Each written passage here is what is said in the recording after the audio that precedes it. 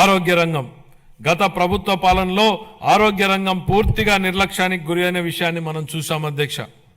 సకాలంలో చెల్లింపులను చేయకపోవడంతో మందుల కొరత, సౌకర్యాల కొరత, సేవల కొరతకు కారణమైంది అధ్యక్ష.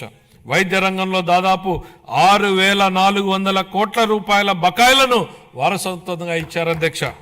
దీనిలో 1,624 కోట్ల రూపాయలను చెల్లించి తిరిగి గాడిలో పెట్టేటువంటి ప్రయత్నాలు ప్రారంభించాం.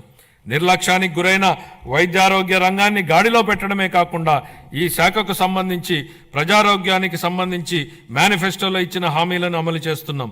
దీనిలో భాగంగా ఇప్పటికే ఉన్న ఎన్టీఆర్ వైద్య సేవ పథకానికి తోడుగా ప్రతి కుటుంబానికి నాణ్యమైన వైద్య సేవలు అందించేందుకు పేద మధ్యతరగతి ప్రజలకు ఆసుపత్రులకు వెళ్లిన వెంటనే ఎటువంటి ఇబ్బంది లేకుండా కార్పొరేట్ వైద్యం అందేలా పథకాన్ని రూపొందించాం. దీనిలో భాగంగా ప్రతి కుటుంబానికి 25 లక్షల రూపాయల ఆరోగ్య బీమా పథకాన్ని అందుబాటులోకి తీసుకొచ్చేందుకు మా ప్రభుత్వం ప్రణాళికలు చేపట్టింది. ఈ ఏడాదిలోనే ఈ పథకాన్ని అమల్లోకి తేనున్నాం. దీంతో పాటు ఆసుపత్రుల్లో మందుల సరఫరా, మెరుగైన వైద్య సేవలు, పారిశుద్ధ్యం వంటివి ఇప్పటికే చేపడుతున్నాం అధ్యక్ష.